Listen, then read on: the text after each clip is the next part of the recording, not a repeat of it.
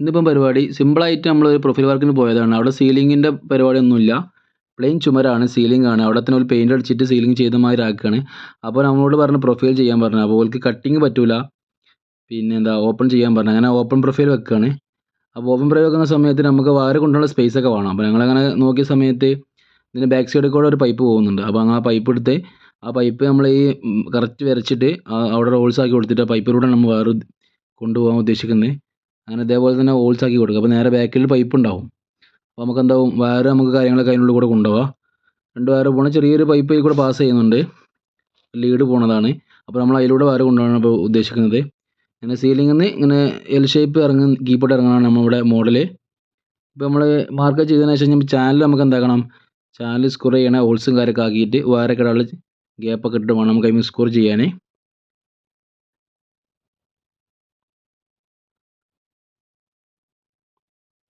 അങ്ങനെ ഡ്രില്ലും കാര്യമൊക്കെ അടിച്ചതിന് ശേഷം കറക്റ്റ് ടൈറ്റ് ആക്കിയിട്ട് വേണം സ്ക്രൂ ചെയ്യാൻ.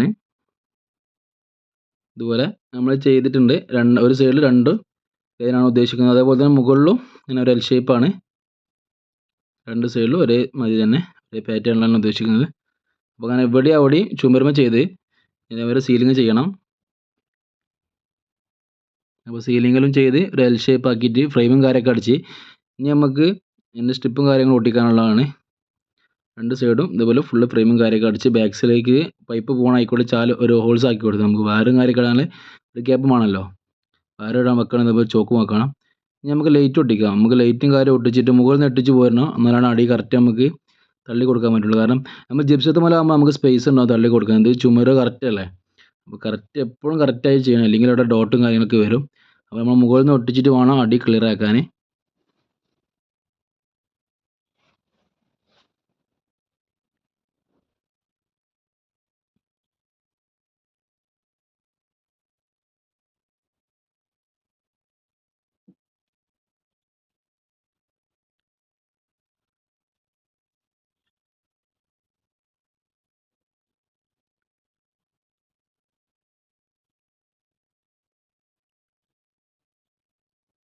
അപ്പോൾ നമ്മൾ ഇത് ഏകദേശം ഒട്ടിക്കുക ചെയ്യാനായി.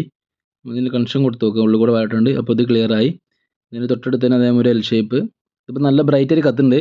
നമ്മൾ ടോപ്പ് ഇട്ടിട്ടില്ല, ടോപ്പ് ഇട്ടാലാണ് ഒന്നുകൂടി ക്ലിയർ കുറയുള്ളൂ, കറക്റ്റ് ഷോ വരുള്ളൂ. നമ്മൾ ടോപ്പ് ഇടാത്തതുകൊണ്ടാണ്. അപ്പോൾ 2 സൈഡ് നമ്മൾ ഫുള്ളായിട്ട് എൽ ഷേപ്പ് കണക്ഷനും കൊടുത്തൊക്കെ റെഡി ആക്കിയിട്ടുണ്ട്. വയർ ഉള്ളിൽ കൂടെ പോയിട്ട് ഇവിടെ സെൻറ്ററിലൊരു കോ ബോക്സ് ഉണ്ട്, അതിലാണ് ജോയിൻറ്റ് ചെയ്തത്. അപ്പോൾ നമുക്ക് ടോപ്പ് ഇടണം.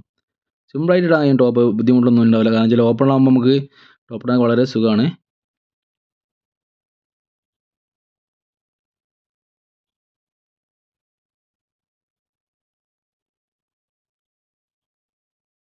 അങ്ങനെ ടോപ്പ് ഇട്ട് കഴിഞ്ഞാൽ നേരത്തെ പറഞ്ഞ പോലെ ബ്രൈറ്റ് പോയി, കറക്റ്റ് വെളിച്ചം കിട്ടും, നല്ല ഷോ ഉണ്ടാവും. അപ്പോൾ 2 സൈഡ് നമ്മൾ ഫുള്ളായിട്ട് ടോപ്പും കാര്യമൊക്കെ ഇട്ട് ഫുൾ ഫിനിഷ് ആയിട്ടുണ്ട്.